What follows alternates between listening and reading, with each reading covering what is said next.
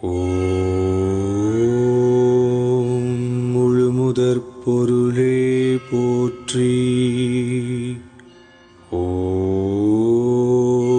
வேழமுகத்தோனே போற்றி. ஓம் ஐங்கரனே அருள் புரிவாய் போற்றி. ஓம் ஈசன் மகனே போற்றி. ஓம் அம்பிகை பாலனே போற்றி. ஓம் ஆறுமுகன் சகோதரனே போற்றி. போற்றி போற்றி.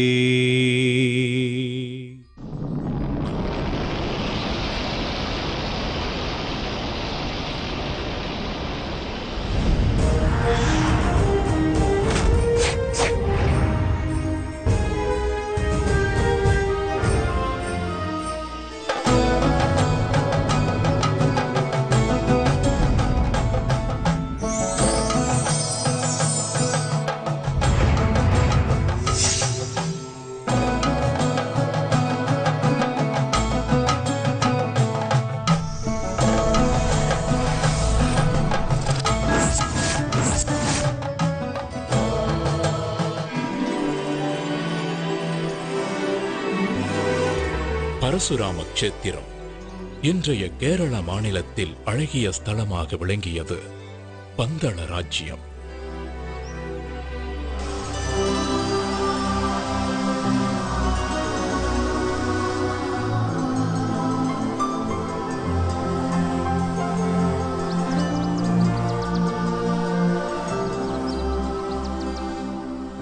வனங்கள் சூழ்ந்த பூமி. அன்றைக்கு காற்றிலேயே மலர்களின் வாசத்தோடு இசையும் கலந்திருந்தது.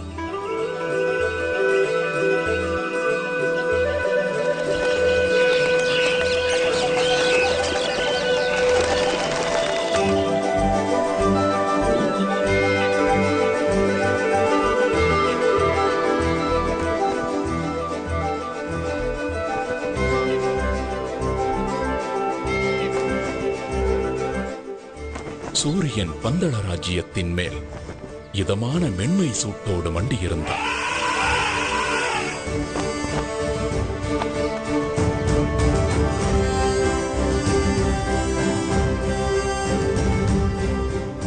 மன்னர் ராஜசேகரன் ஆட்சியில் பந்தள ராஜ்யமே சீரோடும் சிறப்போடும் இருந்தது. என்றாலும் ஒரு ராஜ்யத்தை ஆளும் மன்னருக்கு, சுகபோகங்கள் குறைவில்லாத அரசருக்கு ஒரு சோகம் இருந்தது. ஆம், அதுதான் புத்திர சோகம்.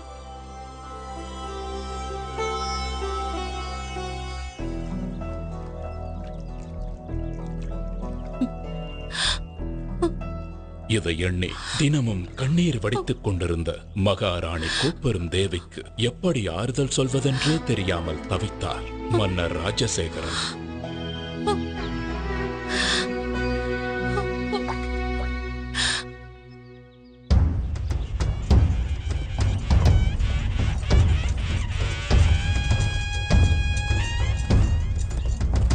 ஒரு நாள் மன்னர் ராஜசேகரன் நகர்வலம் வந்து கொண்டிருந்த பொழுது, இதோ நம் மன்னர் தான் எவ்வளவு திறமையாக நம் ராஜ்யத்தையும் மக்களையும் வழி நடத்துகிறார். இப்படி ஒரு மன்னர் கிடைக்க நாம் எல்லாம் பெரும் பேறு பெற்றிருக்க வேண்டும்.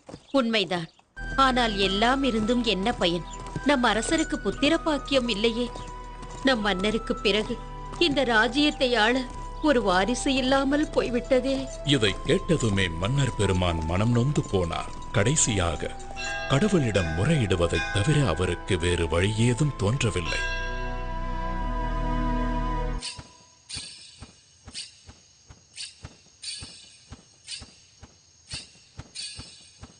அதே நேரத்தில் அரசருக்கு வாரிசு இல்லாததால் மகிழ்ச்சியில் மிதந்து கொண்டிருக்கும் ஒருவரும் அதே அரண்மனையில் இருந்தார். அவர்தான் பந்தள ராஜ்யத்தின் அமைச்சர்.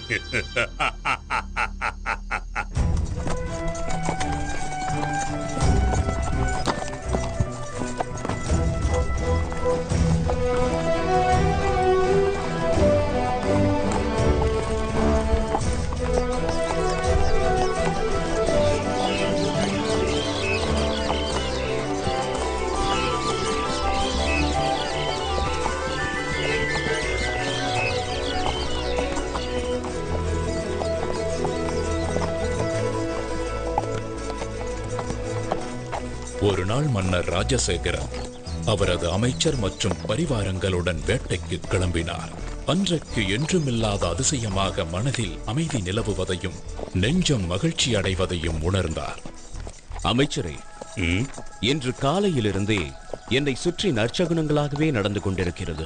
என்னுடைய வாழ்வில் ஏதோ நல்லது நடக்கப் போகின்றது போலவும், உள்ளத்தில் புதைந்திருக்கும் சோகத்திற்கு வழி கிடைக்கப் போகிறது போலவும் தோன்றுகிறது. அப்படி நடந்தால் எனக்கும் மிகவும் மகிழ்ச்சிதான் அரசே. மன்னரின் நம்பிக்கைக்குரியவனாய் நடித்துக் கொண்டு மன்னரின் இடத்தை பிடிக்க மனக்கோட்டை கட்டிக் கொண்டிருக்கும் அமைச்சர், வாரிசு இல்லாத ராஜ்யம் அடுத்து எனக்குத்தான் என்று நினைக்கும் வேளையில் ஒரு பச்சிளம் குழந்தையின் குரல் கேட்டு மன்னர் சிலிர்த்துப் போனார். குரல் கேட்ட இடத்தை நெருங்க அங்கே ஒரு அழகான ஆண் குழந்தை கழுத்தில் மணிமாலையுடன் தவழ்ந்து கொண்டிருந்தது. யார் இந்த குழந்தை? இந்த குழந்தை இங்கே எப்படி வந்திருக்க கூடும்? குடியிருப்புகளே இல்லாத இந்த வனப்பகுதியில் இந்த குழந்தையை யார் விட்டு சென்று இருப்பார்கள்? ஹரிஹர புத்திரனான குழந்தையின் கழுத்தில் மணிமாலை ஒன்றை சூடி ஒரு தெய்வீக நிகழ்வின் மூலமாக பம்பா நதிக்கரையில் வீற்றிருக்கச் செய்தார் மகேசன். மிருகங்கள் அதிகம் வாழுகின்ற ஒரு வனப்பகுதி இது. எங்கே ஒரு குழந்தை இருக்கிறது என்றால் என்ன அர்த்தம்? அந்த ஆண்டவன் தான் என் பிரார்த்தனையை கேட்டு கருணையுடன் அனுப்பி வைத்திருக்கிறார். அப்படித்தான் இருக்க வேண்டும். அதனால்தான் இன்று என் மனதில் இனம் புரியாத சந்தோஷம் நிலவியதோ. இறைவா, உனக்கு நன்றி.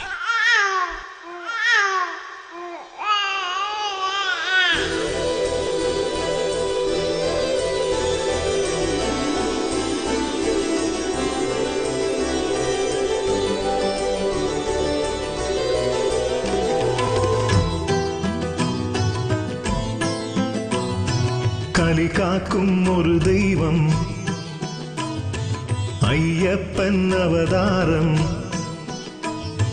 கலி காக்கும் ஒரு தெய்வம் ஐயப்பன் அவதாரம் நிகழ்ந்தது பம்பை நதியோரம்.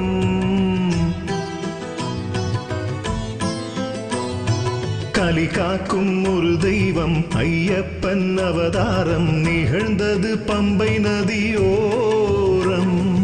ஆழ்வார்கள் பாட்டும் தேவார கூத்தும், ஆழ்வார்கள் பாட்டும் தேவார கூத்தும் அரங்கேற்றி வைத்த அவதார ரூபம். விண்ணோர் வரம் மண்ணோர் தவம், விண்ணோர் வரம் மண்ணோர் தவம். ஐயன் வந்தான் ஆனந்தமே. கலி காக்கும் ஒரு தெய்வம் ஐயப்பன் அவதாரம் நிகழ்ந்தது பம்பை நதியோரம்.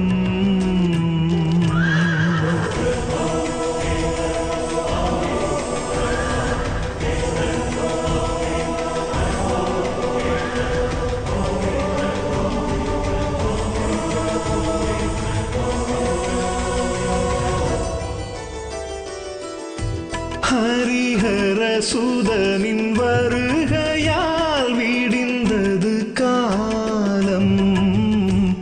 அவன் அருள் மகிமையினால் வாழும் இந்த ஞானம்.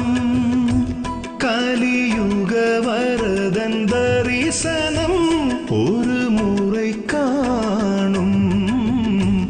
அடியவர் குடி விளங்கும் வாழ்வில் நன்மை சேரும். என்னை என் ஐயப்பன் திருவருள் முகமே இம்மைக்கும் மறுமைக்கும் வழி கூறிடுமே. என்னை என் ஐயப்பன் திருவருள் முகமே இம்மைக்கும் மறுமைக்கும் வழி கூறிடுமே. சரணாகதி எனும் போதிலே கருணாகரன் அருள் கூடுமே. ஐயன் வந்தான் ஆனந்தமே. நாட்டு மக்களுக்கோ நற்செய்தி. தமக்கு பரிசாக கிடைத்த குழந்தைக்கு மன்னர் வெகு விமர்சையாக பெயர் சூட்டு விழா நடத்தினார்.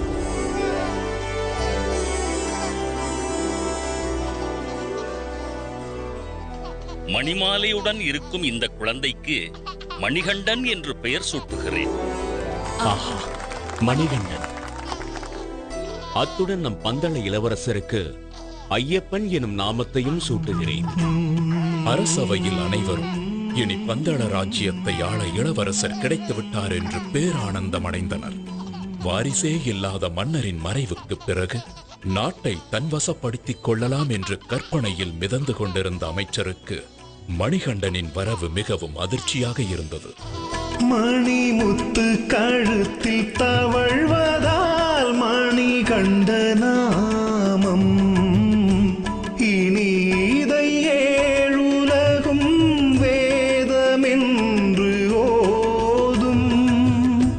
மணிகண்ட மழலை சிரிப்பிலே குழலிசை தோற்கும். முகம் கண்டு முழுமதியும் நேரில் வந்து வாழ்த்தும். பொன்னென்ன பொருளென்ன ஐயன் முன்னே எது ஒன்றும் ஈடில்லை இவனுக்கிங்கே. பொன்னென்ன பொருளென்ன ஐயன் முன்னே எது ஒன்றும் ஈடில்லை இவனுக்கிங்கே. மலர் பாதமே பட்டாலுமே துயர் யாவுமே விட்டோடுமே. ஐயன் வந்தான் ஆனந்தமே. கலி காக்கும் ஒரு தெய்வம் ஐயப்பன் அவதாரம் நிகழ்ந்தது பம்பை நதியோரம். இந்த தெய்வ குழந்தை பந்தளத்திற்கு வந்த நேரம் நெடுங்காலமாக குழந்தை செல்வமே இல்லாத மகாராணி கோப்பெருந்தேவி தன் வயிற்றில் ஒரு ஆண் குழந்தையை பெற்றெடுத்தாள்.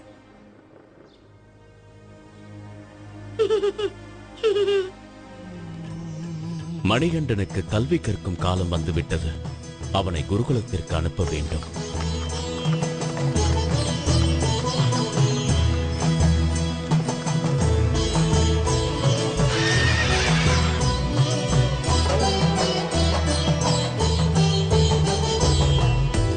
ஆதர்மங்கள் உலகில் எழுகையில் இறையருள் தோன்றும்.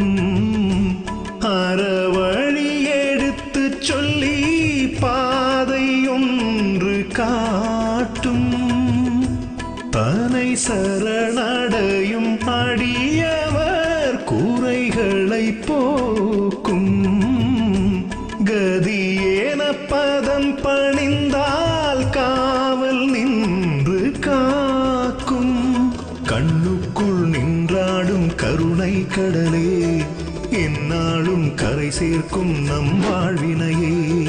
கண்ணுக்குள் நின்றாடும் கருணை கடலே எந்நாளும் கரை சேர்க்கும் நம் வாழ்வினையே. வினை தீர்த்திடும் வில்லாளனை மனம் போற்றுது எந்நாளுமே. ஐயன் வந்தான் ஆனந்தமே. கலி காக்கும் ஒரு தெய்வம் ஐயப்பன் அவதாரம் நிகழ்ந்தது பம்பை நதியோரம்.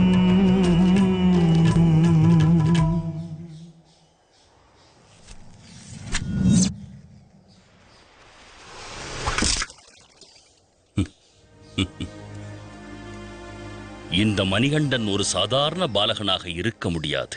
இவர் ஒரு அவதார புருஷனாகத்தான் இருக்க வேண்டும். இவருக்கு குருவாக இருந்து கல்வி கற்றுத் தருவது நான் செய்த பூர்வ புண்ணியம். மணிகண்டன் குருகுலத்திலேயே சிறந்த மாணவனாக திகழ்ந்தார். கல்வி, கேள்வி, ஞானம் மற்றும் அனைத்து விதமான கலைகளையும் விரைவிலேயே கற்றுத் தேர்ந்தார்.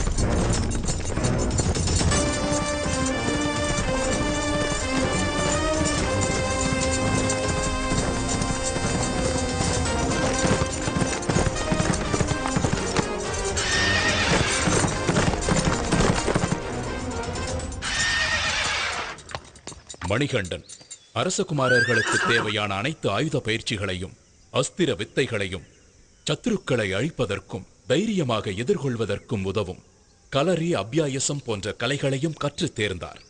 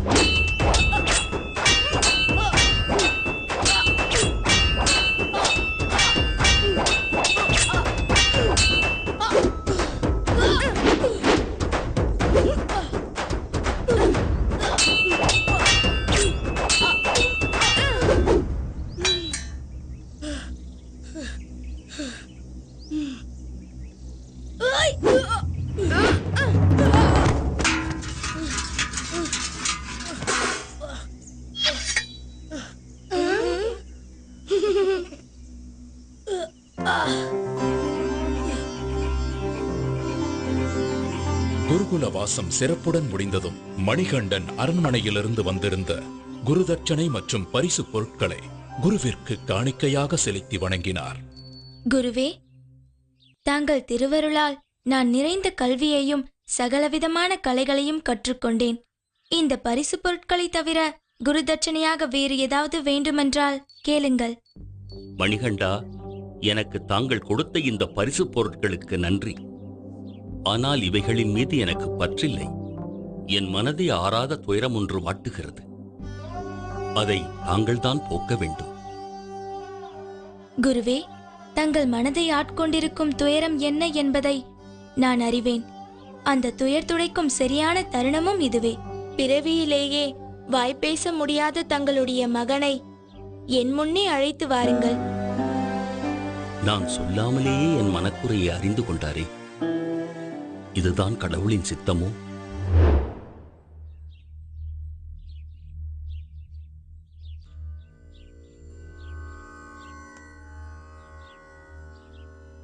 ஓம் நமக் சிவாய.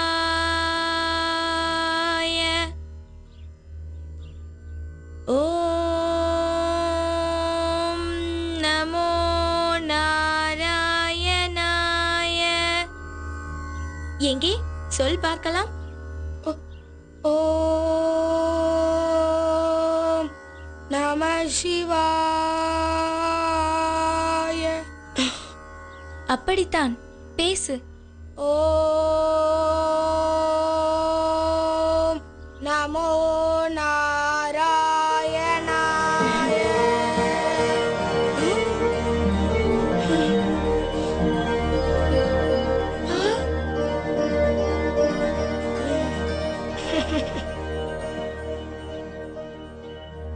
செயற்கரிய இந்த அற்புத செயலை நிகழ்த்திய நீங்கள் சாதாரண மணிகண்டன் அல்ல. நீங்கள் யார்? நீங்கள் யார் ஐயனே? தங்கள் கணிப்பு சரியானதுதான் குருவே. ஒரு அசுர சம்ஹாரத்தை நிகழ்த்தி தீமையை அழித்து இந்த கலியுகத்தை காக்கவே நான் அவதரித்துள்ளேன். இந்த ரகசியம் தங்களுக்கு மட்டுமே தெரிந்ததாக இருக்கட்டும் குருவே. என்னுடைய அவதார நோக்கம் முடிந்த பிறகு என்னை தரிசிக்க வரும் பக்தர்களுக்கு உத்திர நட்சத்திரமாக நான் காட்சி அளிப்பேன். இதுவே நான் தங்களுக்கு தரும் குரு தட்சணை. வருகிறேன் குருவே.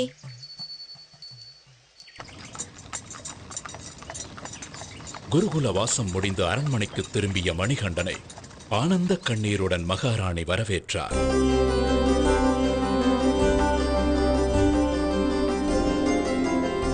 அண்ணா, தம்பி.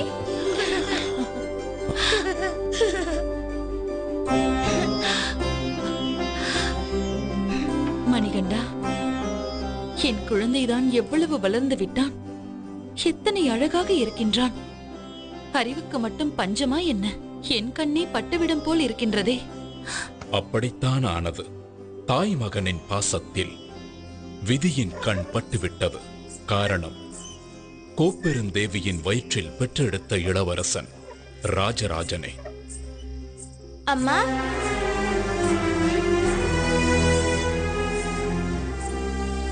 இதனை கண்ட வஞ்சக எண்ணம் கொண்ட அமைச்சர் பெருமகிழ்ச்சி அடைந்தார். காரணம், துஷ்ட எண்ணம் கொண்ட அமைச்சர் தெய்வீக தன்மை கொண்ட ஐயப்பனை நெருங்கும் போதெல்லாம் இனம் புரியாத மனசஞ்சலம் அடைந்தார். தான் அரியணை ஏறும் வாய்ப்பு பறிபோய் விட்டாலும் மணிகண்டன் அரியணை ஏறக்கூடாது என்பதில் உறுதியாக இருந்தார். அதற்காக பல சதித்திட்ட வேலைகளில் ஈடுபட்டார். அதில் ஒரு கட்டமாக மணிகண்டன் குடிக்க வேண்டிய பாலில் விஷத்தை கலந்தார்.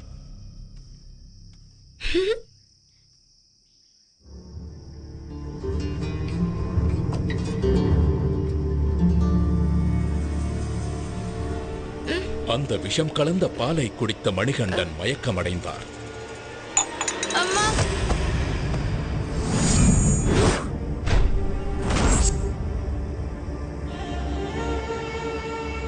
உடனே மணிகண்டனை காப்பாற்ற அரண்மனை வைத்தியர்கள் எல்லாம் எவ்வளவோ வைத்தியம் செய்தும் மணிகண்டனை காப்பாற்ற முடியாமல் தவித்தனர். இந்நிலையில் சிவபெருமான் வைத்தியர் ரூபம் எடுத்து அரண்மனைக்கு வந்தார்.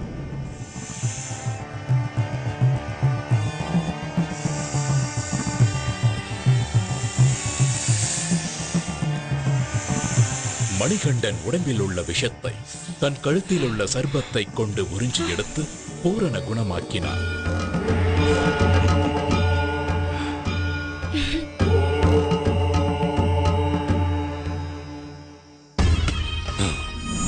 இந்த திட்டமும் முறியடிக்கப்பட்டு விட்டது. நான் வேறு ஒரு திட்டத்தை யோசிக்கிறேன். இதற்கிடையில் மன்னர் ராஜசேகரன் ஐயப்பனுக்கு இளவரசராக முடிசூட்ட ஏற்பாடு செய்ய திட்டமிட்டுக் கொண்டிருந்தார். ஆன்றோர் பெருமக்களே, நான் ஓய்வு பெறும் காலம் நெருங்கிவிட்டது என்பது தாங்கள் அனைவரும் அறிந்த ஒன்றே. ஆகவே மணிகண்டனுக்கு பட்டத்து இளவரசராக முடிசூட்ட ஏற்பாடு செய்திருக்கிறேன். அப்பொழுதுதான் சிறிது காலத்திற்கு பிறகு அவர் மன்னராக அரியணை ஏற ஏதுவாக இருக்கும்.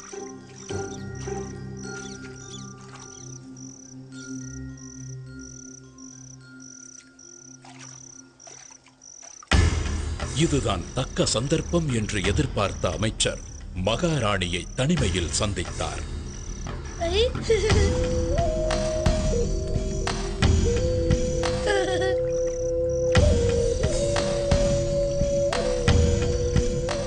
வணங்குகிறேன் மகாராணி. என்ன அமைச்சரே இந்த நேரத்தில்? தங்கள் அனுமதியின்றி அந்தப்புரத்திற்கு வந்தமைக்கு என்னை மன்னிக்க வேண்டுகிறேன். விஷயம் சற்று விபரீதமானது. அதனால்தான் இந்த நேரத்தில் இங்கு வரவேண்டியதாயிற்று. இருக்கட்டும், அப்படி என்ன விஷயம் அமைச்சரே? சில காலமாக தங்கள் மனதை உறுத்திக் கொண்டிருக்கும் சங்கடத்தை நான் அறிவேன். இனி இந்த ராஜ்யத்தை ஆள்வதற்கு உங்களுக்கென்று பிறந்த மகன்தானே உண்மையான அரச வாரிசு. அவனை அன்றி வேறு யாரும் உரிமை கொள்வது என்ன நியாயம்? ஜாக்கிரதையாக இருந்து கொள்ளுங்கள். நான் வருகிறேன் மகாராணி. 12 வருடங்கள் வளர்த்த பாசமெல்லாம் எங்கோ போய்விட தனக்கு பிறந்த மகனான ராஜராஜனுடன் ஒன்றி போய்விட்டார் மகாராணி கோப்பெருந்தேவி. தம்பி, வா. அண்ணா,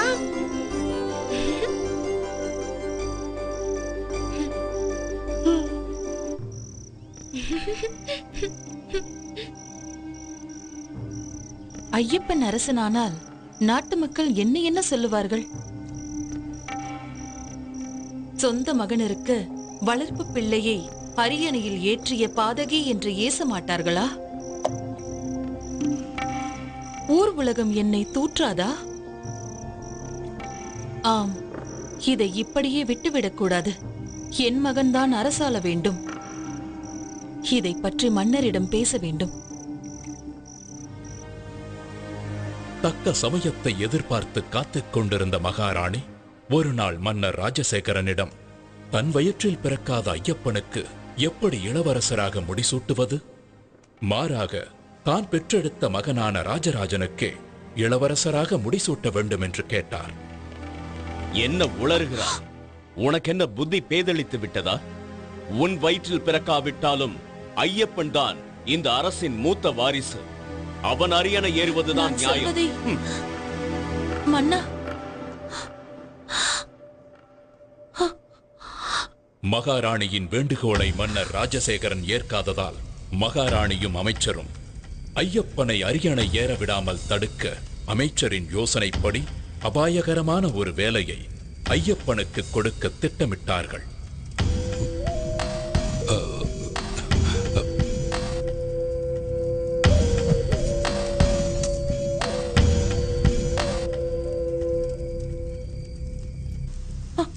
அதற்காக கோப்பூர் தேவி பொய்யாக தலைவலி வந்தது போல் ஐயோ நடித்தார். அம்மா, வலி தாங்க முடியவில்லையே. மன்னா, வலி தாங்க முடியவில்லை. வலிக்கின்றது. அரசே, நம் மகாராணிக்கு ஏற்பட்டிருக்கும் இந்த தலைவலியை போக்க புலிப்பாலை கொண்டு வந்தால் மட்டுமே குணப்படுத்த முடியும். அதனுடன் என்னிடம் உள்ள மூலிகைகளை போட்டு நான் ஒரு மருந்து தயாரித்து தருகிறேன். அதுவே குணமடைய செய்யும். அப்படியா? புலிப்பாலை எப்படி பெறுவது? யார் கொண்டு வருவார்கள்?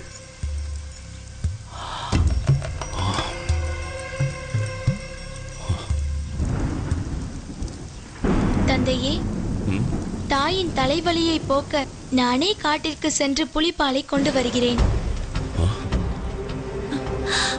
தந்தையே, பயப்பட வேண்டாம். என்னை காட்டிற்கு செல்ல அனுமதியுங்கள்.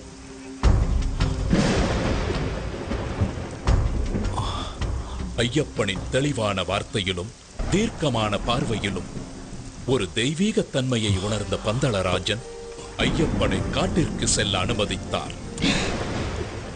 இதை கேட்ட அமைச்சரும் கோப்பெரும் தேவியும் தங்களது திட்டம் நிறைவேறப் போவதை நினைத்து பெருமகிழ்ச்சி அடைந்தனர்.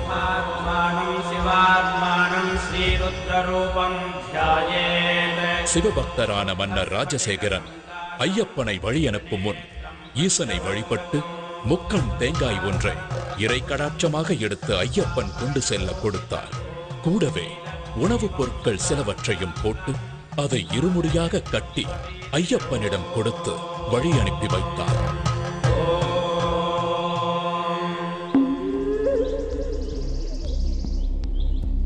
இந்த ஹரிஹர சுதனான மணிகண்டனின் அவதாரம் நிகழ்ந்ததே ஒரு அசுர சம்ஹாரத்தை நடத்துவதற்காகத்தான். இப்படி ஒரு தெய்வ குழந்தையின் வரவுக்கு காரணம் அரக்கி மகிஷமுகி. மகிஷமுகி அரக்கர் குலத்தின் தலைவி. பார்வைக்கு மட்டுமல்ல, எண்ணத்திலும் உருவத்திலும் கொடூரமானவள். பார்ப்போரை அச்சமூட்டும் அரக்கத்தனத்தின் மொத்த உருவாக தோன்றினாள்.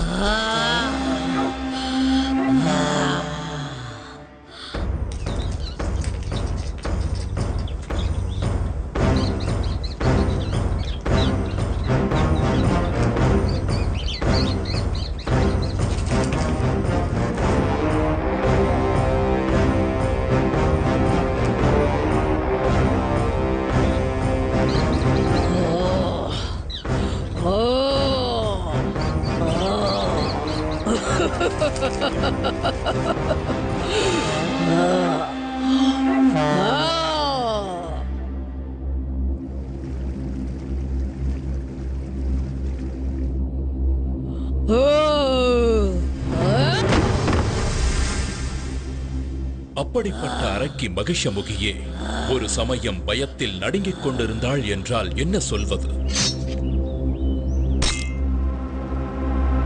காரணம், அரக்க பிரதிநிதிகள் ஒவ்வொருவராக மாய்ந்தனர். அவ்வாறு வீழ்ந்தவர்களில் முக்கியமானவன் மகிஷியின் அண்ணன் மகிஷாசுரன். எனவே அதற்கு பழி தீர்க்க தன் பலத்தை பெருக்கிக் கொள்ள முடிவெடுத்தான். ஓம் பிரம்மதேவாய நமः. அண்ணனின் முடிவு தனக்கும் நேராமல் இருக்க பிரம்மதேவனை நோக்கி கடும் தவம் புரிந்தாள். அதற்காக தன்னை சுற்றி அக்னி வளர்த்து அனல் பறக்கும் நெருப்பின் நடுவிலிருந்து தவம் புரிந்தாள். அவளது நோக்கம் உறுதியாக இருந்தது. அழிவே இல்லாத தேவர்களைப் போலவே அரக்கர்களும் நெடுங்காலம் வாழ வேண்டும். அதன் பிறகு தேவர்கள் அனைவரும் அழிவதை பார்த்து ஆனந்தப்பட வேண்டும் என்று நினைத்தாள் மகிஷமுகி. அவள் எதிர்பார்த்தது போலவே நடந்தது. அவளது கடும் தவத்தால் ஏற்பட்ட வெப்பம் பிரம்மலோகத்தையே தாக்க பிரம்மதேவரே மகிஷமுகியின் எதிரே தோன்றினார். ஓம் பிரம்மதேவாய நமः. மகிஷமுகியே, உன் கடும் தவத்தால் நான் மனம் நெகிழ்ந்தேன். கண் திற. வணங்குகிறேன் நான் முகனே. என் வேண்டுதலுக்கு இணங்கி என் முன் காட்சி தந்தமைக்கு நன்றி. நல்லது மகிஷமுகி, உனக்கு வேண்டிய வரத்தை கேள். பிரம்மதேவனே, தேவர்களைப் போல எனக்கும் சாகா வரம் வேண்டும். அப்படி ஒரு வரத்திற்கு சாத்தியமே இல்லை. இறப்பை யாராலும் தவிர்க்க முடியாது. இறப்பு என்பது இயற்கையின் நியதி. ஆனால் உனக்கு ஒரு சலுகை காட்டுகிறேன். நீ எப்படி யாரால் இறக்க வேண்டும் என்று நினைக்கிறாயோ அந்த வகையில் உனக்கு மரணம் சம்பவிக்க நான் வரம் தருகிறேன். பிரம்மதேவா, நீர், நிலம், நெருப்பு, காற்று மற்றும் எந்த விதமான நோயாலும் ஆயுதத்தாலும் எனக்கு மரணம் ஏற்படக்கூடாது. பஞ்சாச்சரத்தினாலான சிவனுடைய அம்சமும் அஷ்டச்சரத்தினாலான விஷ்ணுவின் அம்சமும் சேர்ந்த ஒரு பிறவியால் தான் எனக்கு மரணம் சம்பவிக்க வேண்டும். அப்படி கடவுள் அம்சமாக பிறக்கும் ஒரு மானுட பிறவியும் ஒரு பாலகனாகத்தான் இருக்க வேண்டும். நீ விரும்பிய வரத்தை உமக்கு அளிக்கிறேன் மகிஷமுகி. ஆயுஷ்மான் பவ. தன்னுடைய விதியை தானே நிர்ணயம் செய்து கொண்ட சந்தோஷத்தில் தேவர்களையும் ரிஷிகளையும் முனிவர்களையும் சித்திரவதை செய்து வதம் செய்ய தொடங்கினாள். ஓம் நம சிவாய. ஓம் நம சிவாய.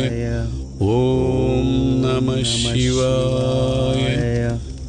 ஓம் நம சிவாய.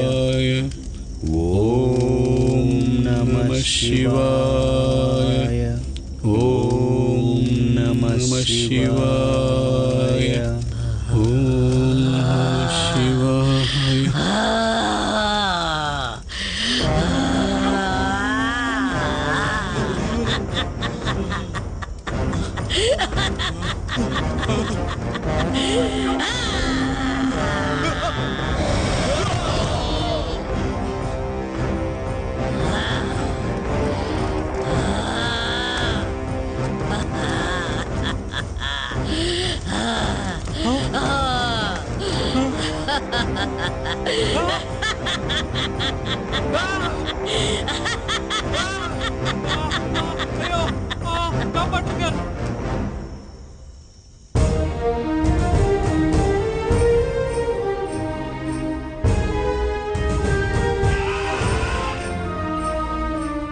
இந்த இடத்தில் இன்னொரு நிகழ்வை நினைவு கூறுவது பொருத்தமாக இருக்கும். ஒரு முறை இந்திரன் ஐராவதத்தின் மீது பவனி வரும்போது துர்வாச முனிவர் எதிர்பட்டார். தேவாதி தேவா, மகாவிஷ்ணுவின் பத்னி மகாலட்சுமி ஆசியுடன் அளித்த இந்த மலர் மாலையை உனக்கு பரிசாக அளிக்கிறேன். இதை ஏற்றுக்கொண்டு வளம் பெறுவாயாக.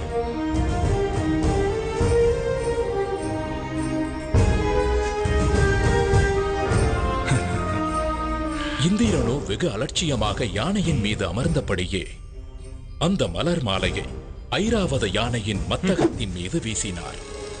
ஐராவதமோ அவருக்கு மேல் திமிர் பிடித்ததாக இருந்தது.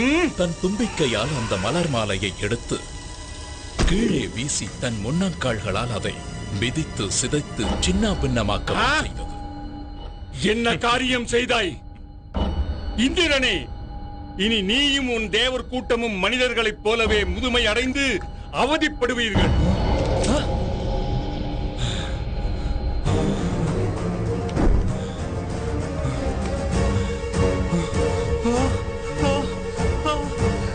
என் உடல், என் கைகள்.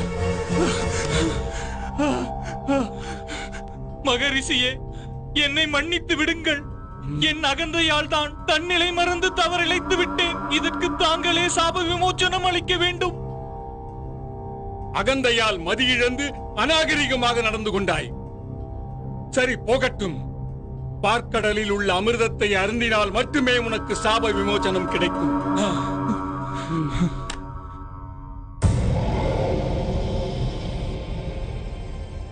இதற்கிடையில் மகிஷமுகி இந்திராதி தேவர்களுடன் சண்டையிட்டு இந்திரலோகத்தையும் கைப்பற்றிக் கொண்டார்.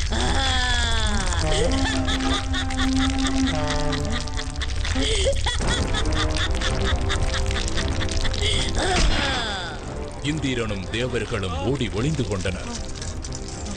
அது மட்டுமல்லாமல் துர்வாசரின் சாபத்தின் காரணமாக உருவத்தில் மூப்பு ஏற்பட்டு நரை கூடி உடல் மெலிந்து மனம் நொந்து போன தேவர்கள் சாப விமோச்சனம் தேடி கைலாயம் செல்ல முடிவெடுத்தனர். பரமேஸ்வரா, இனி நீயே கதி. பரம்பொருளே, எங்களுக்கு அபயமளியுங்கள். நடந்ததையெல்லாம் நானும் அறிவேன்.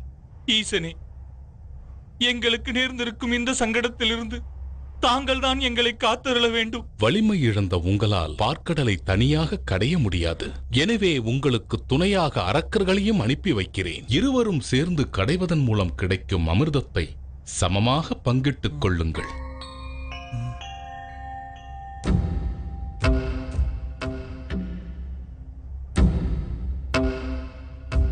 எனது ஆணைப்படி நீங்களும் தேவர்களுடன் சென்று பார்க்கடலை கடையுங்கள். உத்தரவு ஈசனே. தங்கள் வலிமை அனைத்தையும் ஒன்று கூட்டி தேவர்களும் அரக்கர்களும் மேருமலையால் பார்க்கடலை கடைந்தனர்.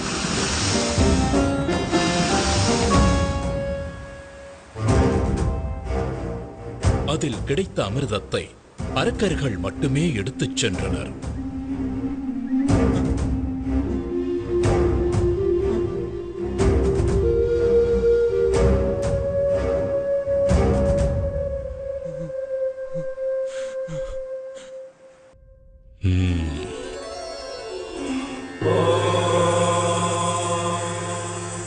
சக்கரதாரியே, இனி தங்களின் லீலையை தொடங்கலாம்.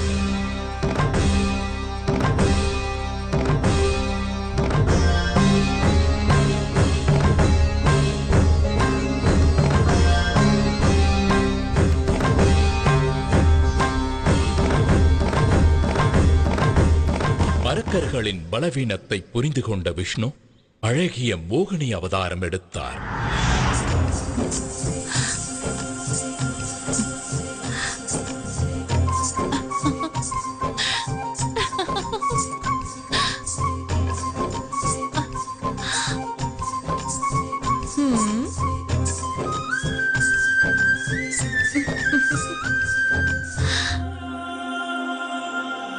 தன் பேரழகால் அரக்கர்களை மதிமயங்கச் செய்தார்.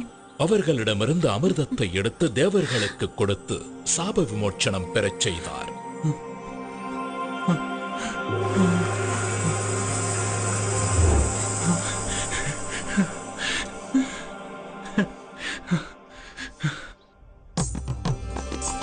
அழகிய மோகினியின் வரவே ஒரு புதிய அவதாரத்தின் நோக்கம்தான் என்பதை உணர்ந்திருந்த சிவபெருமான் மோகினியை நேரில் கண்டார்.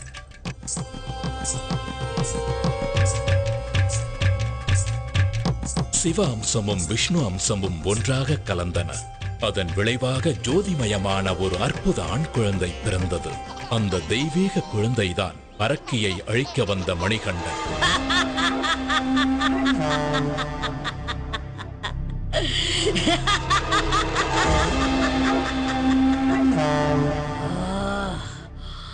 தேவர்களின் தந்திரத்தால் தன் இன மக்களுக்கு அமிர்தம் மறுக்கப்பட்டதையும் அது மொத்தமும் தேவர்களுக்கே போய் சேர்ந்ததை அறிந்து மேலும் உக்கிரமானாள்.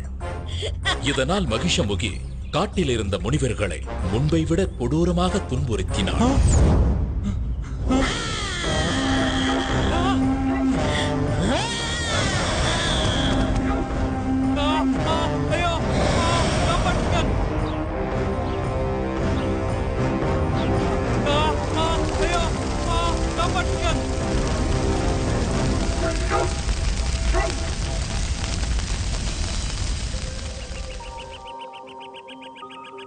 இந்த நிலையில் புலிப்பால் தேடி வந்த ஐயப்பன் அதே காட்டிற்குள் பிரவேசம் செய்தார்.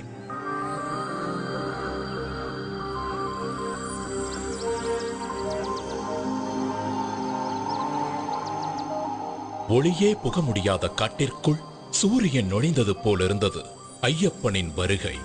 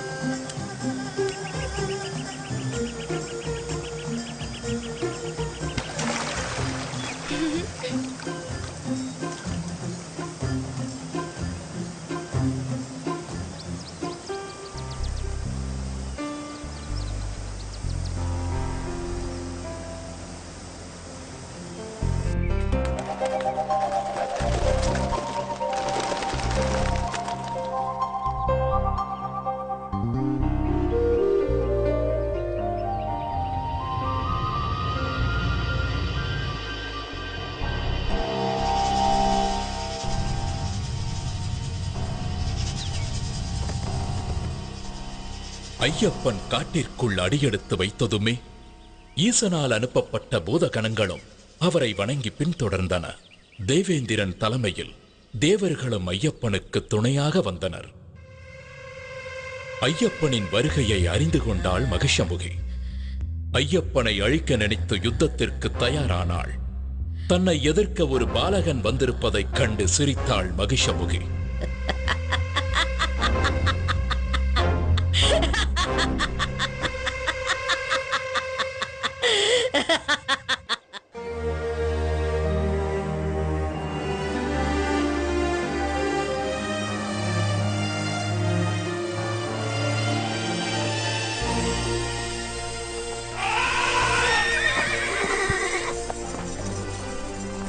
ஐயப்பனின் வருகையை அறிந்த முனிவர்கள் மகிஷமுகியால் தங்களுக்கு நேர்ந்த கொடுமைகளை ஐயப்பனிடம் முறையிட்டனர்.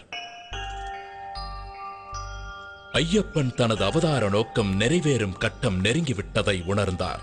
மானசீகமாக சிவபெருமானையும் மகாவிஷ்ணுவையும் வணங்கி யுத்தத்திற்கு தயாரானார்.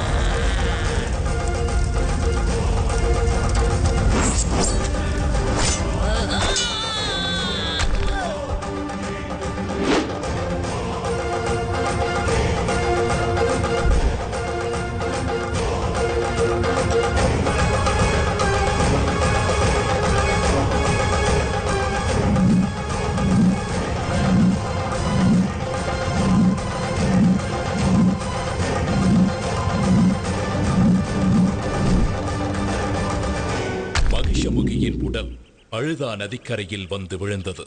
அவள் மீண்டும் எழும் முன் ஐயப்பன் மகிஷமுகியின் முதுகின் மேல் ஏறி கோர தாண்டவமாடி அவளை அழித்தார்.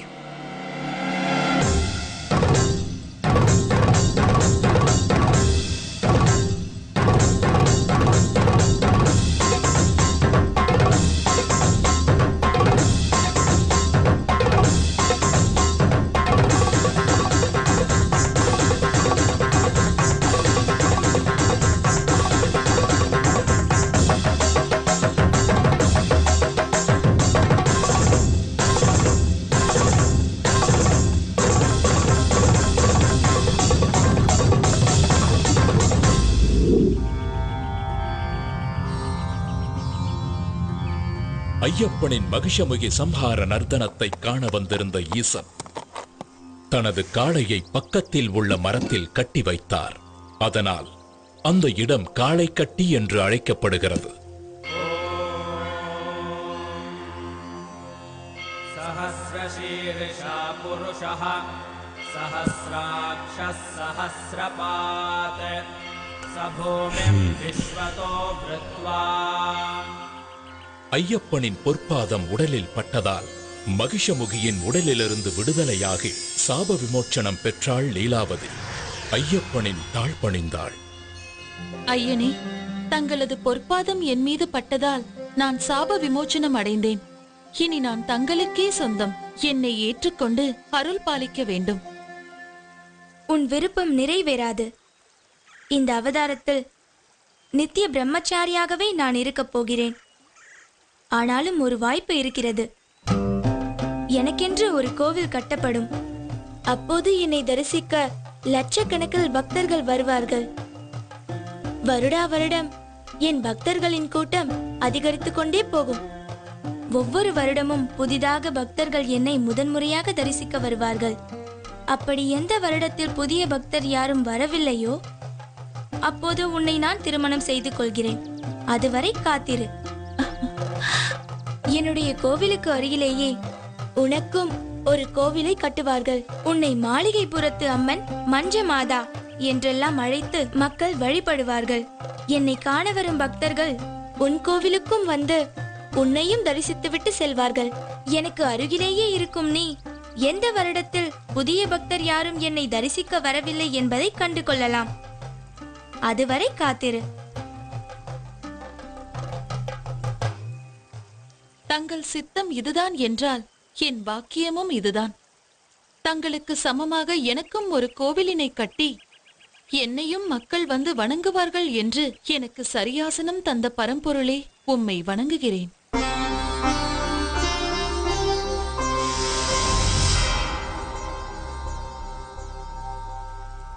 மகிஷ சம்ஹாரம் முடிந்த பிறகு ஐயப்பனை அழைத்தார் பரமேஸ்வரன். மகனே, உன் பிரிவால் வாடிக்கொண்டிருக்கிறான் மன்னன் ராஜசேகரன். அவனை ஆட்கொண்டு முக்தி அளிக்க வேண்டும்.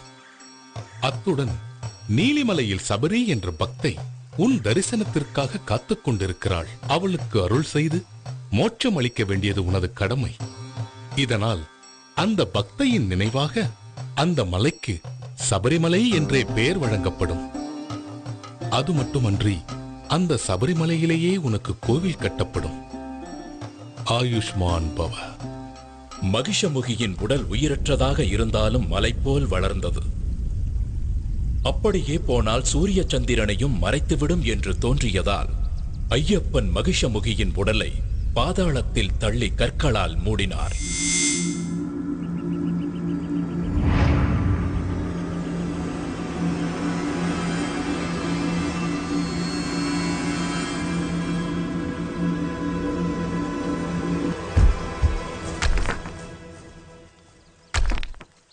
ஐயனின் ஆணைப்படி பூதகணங்களும் தேவர்களும் கற்களை எடுத்து வீசி கற்குவியலுக்குள் மகிஷமுகியின் உடலை புதைத்தனர்.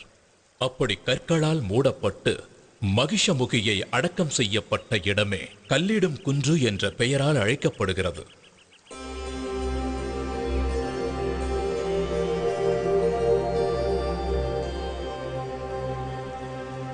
இந்திராதிபதியே, இந்த சம்ஹாரத்தை முடித்த எனக்கு இன்னொரு கடமையும் இருக்கிறது. என் தாய் அங்கே கடும் தலைவலியால் துடித்துக் கொண்டிருக்கிறார். அதை தீர்ப்பதற்கான புலிப்பாலை பெறவே நான் இங்கு வந்தேன். இது என் மீது அளவற்ற பாசம் கொண்டிருக்கும் என் இரு கண்களையும் போன்ற தாய்க்கும் தந்தைக்கும் நான் ஆற்ற வேண்டிய கடமையாகும். எனவே புலிப்பாலை பெற தாங்கள்தான் எனக்கு உதவ வேண்டும். நிச்சயமாக. எம்பெருமான் பரமேஸ்வரன் கட்டளைப்படி நான் பெண் புலியாக மாறி பால் சுரந்து தருகிறேன். ஆனால் நீங்கள் இந்த குவளையை கொண்டு போய் மகாராணியிடம் கொடுத்து, இந்தாருங்கள் புலிப்பால், உங்கள் தலைவலி தீர இதிலிருந்து மருந்து தயாரித்துக் கொள்ளுங்கள் என்று சொன்னால் அவர்கள் நம்ப வேண்டுமே. அதனால் நானும் உங்களுடன் வருகிறேன். என் மீது ஏறிக்கொள்ளுங்கள். அரசவையில் நாம் நுழைந்தால் நீங்கள் கொண்டு வந்திருப்பது புலிப்பால் தான் என்பது ஊர்ஜிதமாகிவிடும்.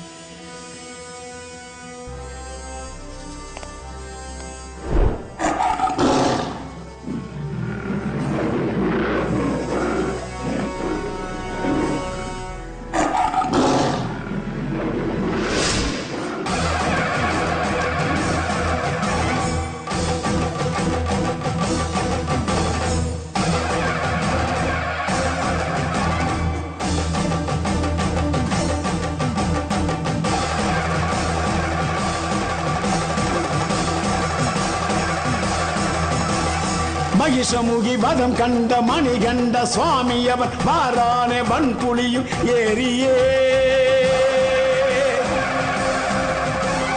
மலை தாண்டி மடு தாண்டி கண் கண்ட தெய்வம் அவன் வாரானே பந்தளத்தை தேடியே ஆற்று வழி ஊற்று வழி காட்டு வழி கோட்டை வழி கடந்திங்கு வாரானே ஐயப்பா. ஆற்றொன்னா தலை நோக்கி மருந்தாகும் புலிப்பாலை கொண்டிங்கு வாரானே ஐயப்பா.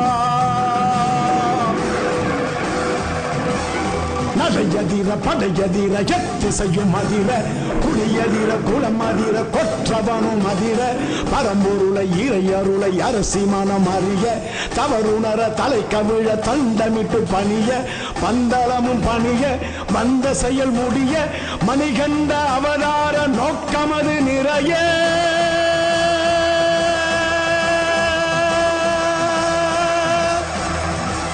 வில்லாளி வீரன் புலியை வாகனமாக கொண்டு புலிக்கூட்டம் புடைசூழ பந்தல ராஜ்யத்தை வந்தடைந்தார். அரசவையில் இருந்த அனைவரும் சீறி பாய வேண்டிய புலிகள் மென்னடை போட்டு வரும் இயற்கைக்கு முரணான சம்பவத்தை கண்டு வியந்து நின்றார்கள். புலிப்பால் தேடச் சென்ற ஐயப்பன் இனி திரும்பி வரமாட்டான் என்று திடமாய் நினைத்திருந்த அமைச்சர் திடுக்கிட்டார்.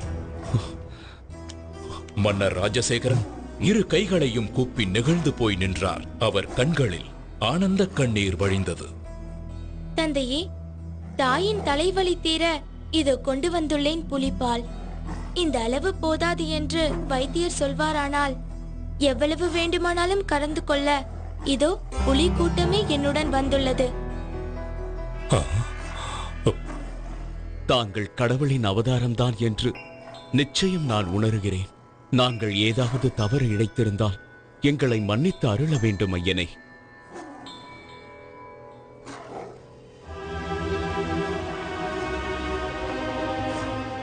மகாராணி, உன்னுடைய தலைவலியை போக்க புலிப்பாலுடன் வந்திருக்கும் நம் மணிகண்டனை பார். தாலாட்டிய தாயன்பிற்கு பாலூட்டிய சேதானிவன்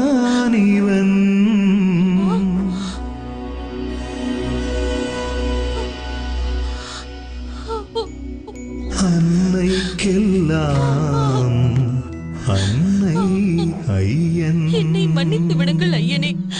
நீங்கள் ஒரு தெய்வ குழந்தை என்ற உண்மையை என் பேராசையால், என் அகம்பாவத்தால் நான் அறிந்து கொள்ளாமல் போனேன். என்னை ரட்சித்து அருள்வாய் மகனே, என்னை ரட்சித்து அருள்வாய். தாயே, தாங்கள் போய் என் காலில் விழலாமா? என்னை பெறாவிட்டாலும் என்னை வளர்த்து ஆளாக்கிய அன்பு தாய் நீங்கள். என் அவதாரத்தின் நோக்கம் நிறைவேற உதவியவர் நீங்கள்.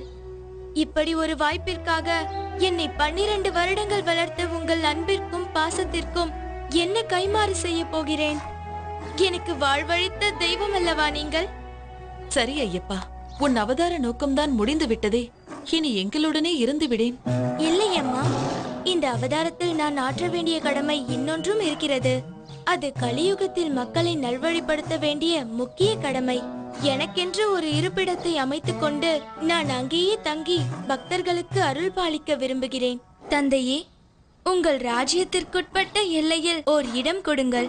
அங்கே நான் தங்கியிருந்து மக்களின் துயர் துடைப்பேன். ஐயனே, தங்களுக்கு எங்க இடம் வேண்டுமோ, எவ்வளவு இடம் வேண்டுமோ எடுத்துக் கொள்ளுங்கள்.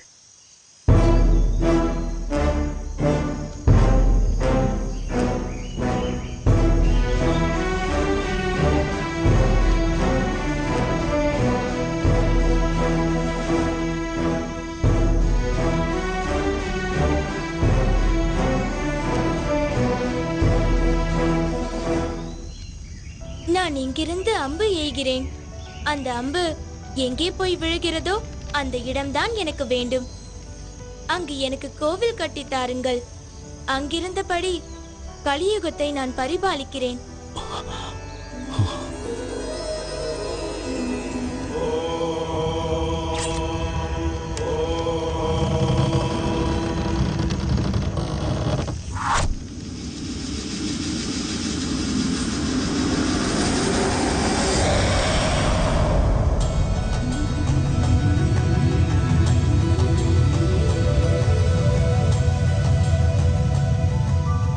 அந்த அம்பு விழுந்த இடம்தான் சபரிமலை.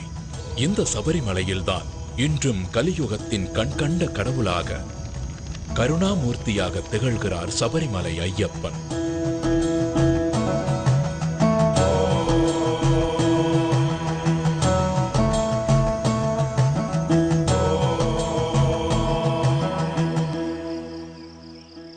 சபரிமலையில் ஐயப்பன் கேட்டுக்கொண்டபடி கோவில் கட்டும் பணியை வேகமாக மேற்கொண்டார் மன்னர் ராஜசேகரன்.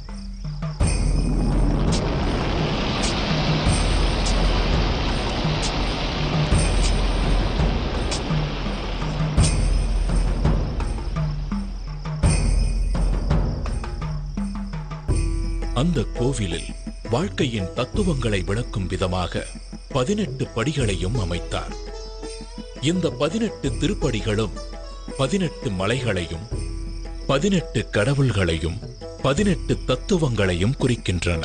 18 மலைகளாகிய இஞ்சிப்பாறை மலை, காலைக்கட்டி மலை, புதுச்சேரி மலை, கரிமலை, தலைப்பாரமலை, தேவர்மலை, ஸ்ரீபாதமலை, மயிலாடுமலை, மாதங்கமலை, கால்கிமலை, சிற்றம்பலமலை, சுந்தரமலை, நாகம்பலமலை, கவுண்டமலை, நிலக்கல்மலை, நீலிமலை, பொன்னம்பலமலை, சபரிமலை போன்ற மலைகளையும் 18 கடவுள்களாகிய விநாயகர், சிவன், பார்வதி, முருகன், பிரம்மா, விஷ்ணு, ரங்கநாதர், காளி, யமன், சூரியன், சந்திரன், செவ்வாய், குரு, புதன், சுக்கிரன், சனி, ராகு, கேது ஆகிய கடவுள்களையும் 18 தத்துவங்களாகிய காண்பது, கேட்பது, மனம், ரசனை, ஸ்பரிசம், காமம், பேராசை, குரோதம், கோபம், மோகம், மதம், மாச்சரியம், தம்பு, சாத்வீகம்,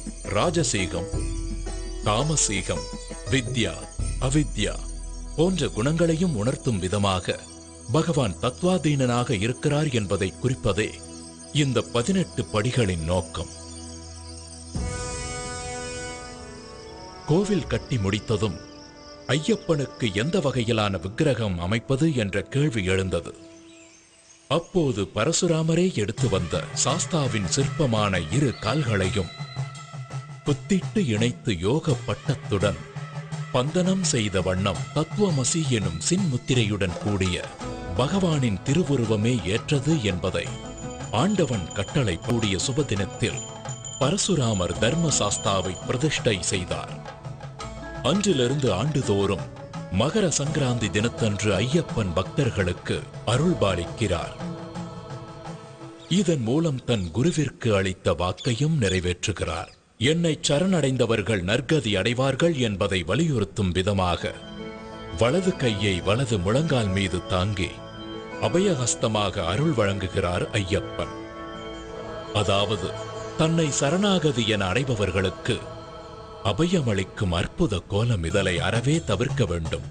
சத்தியம், தர்மம், அஹிம்சை, விரதம் இருப்பதை ஒரு பழக்கமாக மேற்கொள்ள வேண்டும். கண்டிப்பாக பிரம்மச்சரியம் காக்க வேண்டும். இந்த பழக்கத்தால் மனம் பக்குவப்படும். விரதம் மேற்கொள்ளும் பக்தர்கள் காலை மாலை மெய்யாக பொய்யின்றி ஐயனுக்கு நெய்யேந்தி வரம் வேண்டி அருள் வேண்டி போறேன் நான் போறேன். குருசுவாமி போட்டு விட்ட மணிகண்ட மாலை கழுத்துல ஆட பசிதாகம் போக்கும் நல்ல துணையுண்டு சேர மலை வழிபாத கானக வாசன் முகம் காண போறேன். சுவாமியே சரணம் என்று கோஷம் போட்டு வாரோம்.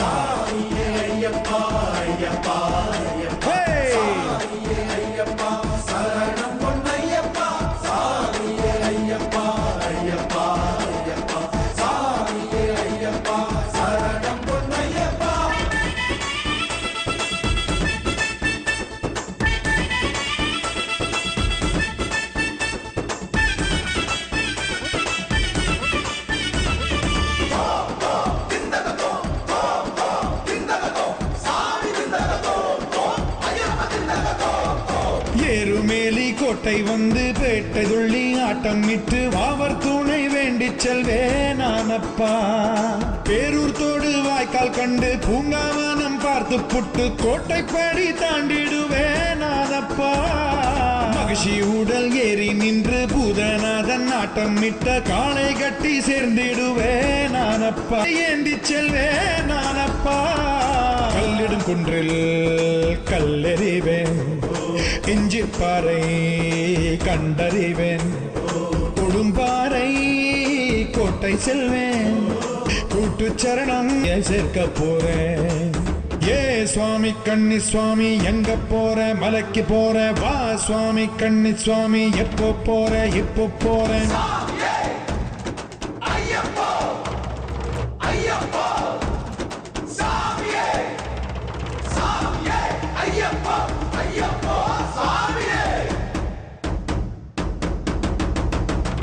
ஏற்றி என்னை பார்த்திடுவான் ஐயப்பா.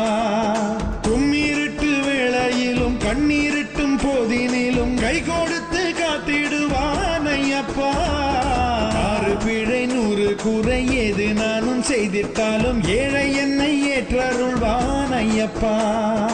ஏற்ற விரதம் தப்பில்லாம சோதனைகள் தந்திடாம காத்தி என்னை ரட்சிப்பானே ஐயப்பா.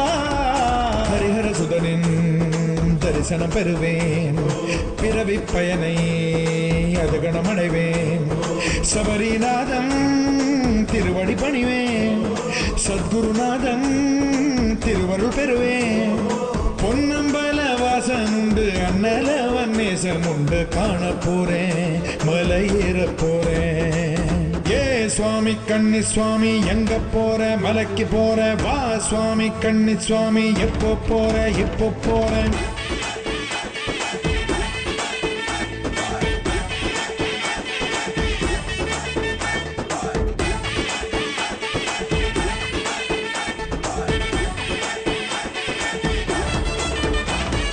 ராமனோடு லக்ஷ்மணனும் தந்தை கன்று தர்ப்பணமும் தந்தையிடம் பம்பை நதி தானப்பா அந்த நதியில் மூழ்கி நின்று பந்தியிட்டு தீபம் இட்டு பாபவினை தீர்த்து கொள்வேன் நானப்பா பம்பா நதி கணபதி சன்னதியில் சூறையிட்டு தோப்பு கரணம் போட்டு செல்வேன் நானப்பா நீலிமலை ஏற்றம் கண்டு நீண்ட வழி பாதை கண்டு அப்பாச்சி மேடு கடப்பேன் நானப்பா சபரி அன்னை பீடம் காண்பேன் சரங்குதிகாலில் சரமும் இடுவேன் 18 படிகள் ஏறி செல்வேன் பகவான் அருளால் வாழ்வு கொள்வேன் முத்திரை தேங்காய் நெய் எடுத்து நெய் அபிஷேகம் செய்து வைத்து வேண்ட போறேன் அருள் வேண்டி போறேன் ஏ சுவாமி கண்ணி சுவாமி எங்க போற மலைக்கு போற வா சுவாமி கண்ணி சுவாமி எப்போ போற இப்போ போறேன் கட்டான கட்டேந்தி கட்டுமுடி தலையேந்தி குடிதாண்டி பழிதாண்டி போறேன் நான் போறேன் மெய்யாக பொய்யின்றி ஐயனுக்கு நெய்யேந்தி வரம் வேண்டி அருள் வேண்டி போறேன் நான் போறேன் குருசுவாமி போட்டு விட்ட மணிகண்ட மாலை கழுத்துல போறேன் சுவாமியே சரணம் என்று கோஷம் போட்டு மாறும்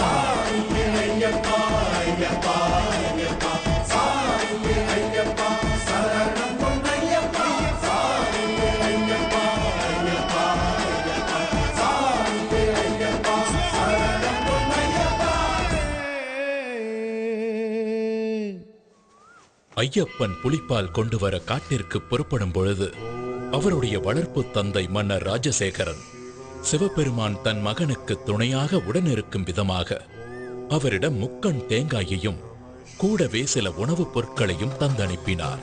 அதை ஐயப்பன் இருமுடிகளாக கட்டி எடுத்துச் சென்றார். அந்த தாத்பரியம்தான் நாம் சுமந்து செல்லும் இருமுடி. இருமுடி என்பது பருடன் சுமந்து செல்லும் இருமுடியின் முன்புற பையில் மஞ்சள், குங்குமம், நெற்பொறி, அவல், மாளிகை புறத்து அம்மனுக்கு தீபமிட திரிநூல், எண்ணெய், அடுத்தது முக்கியமான காணிக்கையான நெய் தேங்காய், அதாவது ஐயப்பனுக்கு மிகவும் விருப்பமான நெய்வேதிய பொருளான முக்கண் தேங்காயில் ஒரு கண்ணில் துளையிட்டு அதனுள் இருக்கும் நீரை அகற்றி பின் சுத்தமான நெய்யை நிரப்பி அடைத்து எடுத்துச் செல்வதுதான் நெய் தேங்காய்.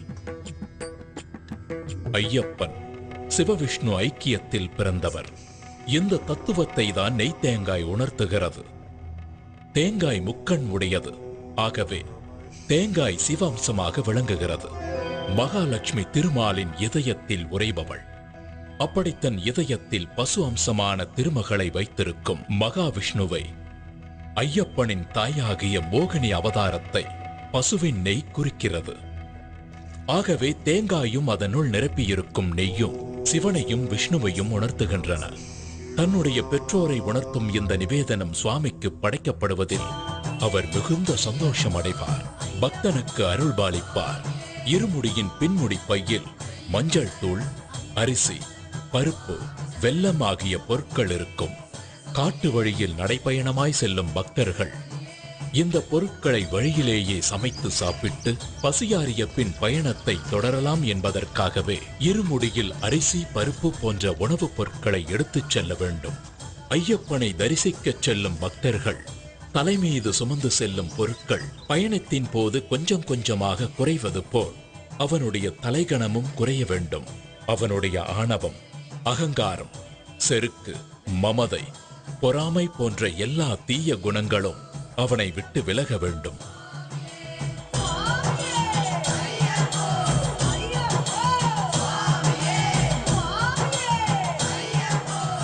சபரிமலையில் உள்ள ஐயப்பனை தரிசிக்க பக்தர்கள் அனைவரும் எரிமேலி என்ற இடத்தில் ஒன்று கூடுவார்கள். எரிமேலியை சபரிமலையின் நுழைவாயில் என்றே சொல்லலாம்.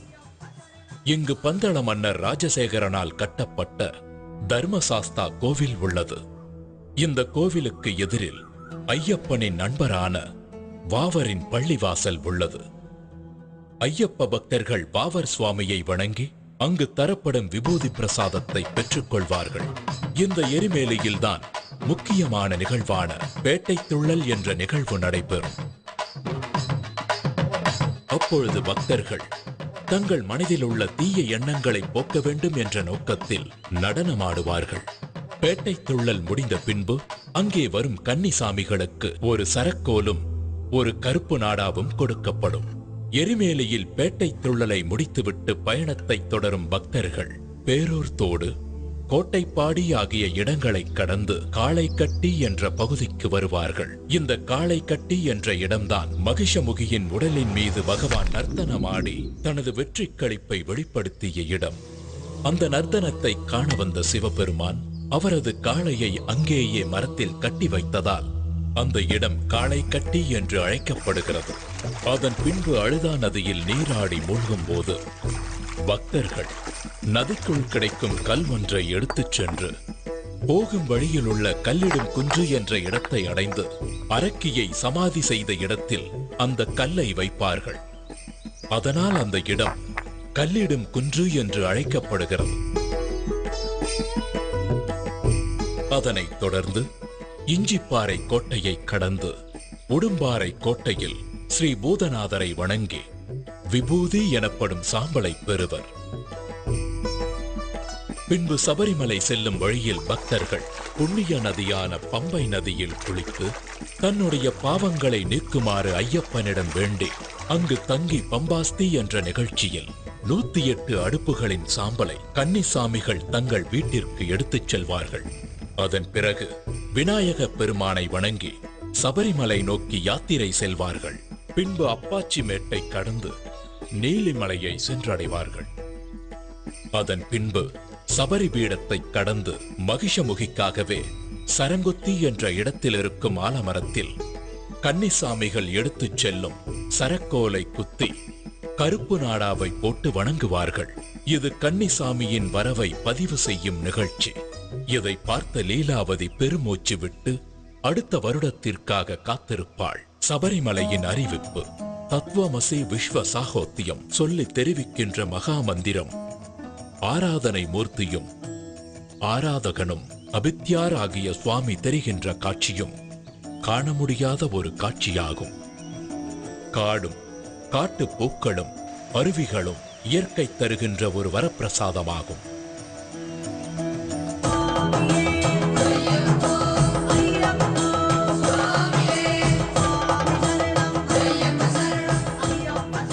பின் ஐயப்பனின் சன்னிதானத்திற்கு முன்புள்ள தத்துவங்கள் 18 பகவான் தத்வாதீனனாக இருக்கிறார் என்பதை உணர்த்தும் 18 படிகளை ஏறிச் சென்று ஐயப்பன் சன்னிதானத்தை அடைந்து தன்னுடைய பாவங்களையும் தோஷங்களையும் கஷ்டங்களையும் நீக்குமாறு வேண்டி பக்தி பரவசமடைந்து அன்று இரவு அங்கு தங்கி மகிழ்வார்கள்.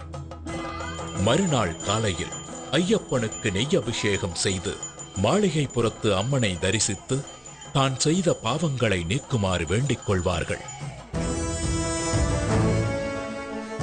மகர விளக்கு பூஜைக்கு முன்பு ஐயப்பனுடைய தங்க ஆபரண பெட்டியை பந்தள ராஜ்யத்திலிருந்து சபரிமலைக்கு கொண்டு செல்லும் பொழுது ஆகாயத்தில் ஆபரண பெட்டிக்கு வழிகாட்டியாக கருடன் கூடவே பறந்து செல்வது ஒரு சிறப்பு அம்சமாகும். ஐயப்பனுடைய சிறப்பு அம்சம் பிரம்மச்சரியம் மேற்கொண்டு வரும் பக்தர்களுக்கு அருள் புரிவதாகும். அதனால் 10 வயதிற்கு மேலுள்ள பெண்களும் 50 வயதிற்கு குறைவான பெண்களும் ஐயப்பனை தரிசிக்க சபரிமலைக்கு செல்லக்கூடாது. மண்டல பூஜை முடிந்த பிறகு மகர விளக்கு பூஜை ஆரம்பமாகி மகர விளக்கு பூஜை நிறைவடையும் தினத்தன்று மகர சங்கராந்தி பூஜை நடைபெறும். அச்சமயத்தில் சுவாமி ஐயப்பன் ஆகாயத்தில் உத்திர நட்சத்திரமாக பக்தர்களுக்கு காட்சியளிப்பார். பக்தர்கள் சபரிமலையில் பிரசாதமாக விற்கப்படும் அரவண பாயாசம், அப்பம், நெய் ஆகியவற்றை வாங்கிக் கொண்டு மீண்டும் பம்பா நதியை வந்தடைந்து பின்னர் தங்கள் இல்லத்திற்கு சென்றடைவார்கள். தங்கள் இல்லத்தில் தான் கொண்டு வந்த பூஜை பொருட்களை பூஜை அறையில் வைத்து ஐயப்பனை மனதார வேண்டிக் கொண்டு குருசாமியின் துணையோடு மாலையை கழற்றி விரதத்தை முடிப்பார்கள். ஓம் சுவாமியே சரணமையப்பா.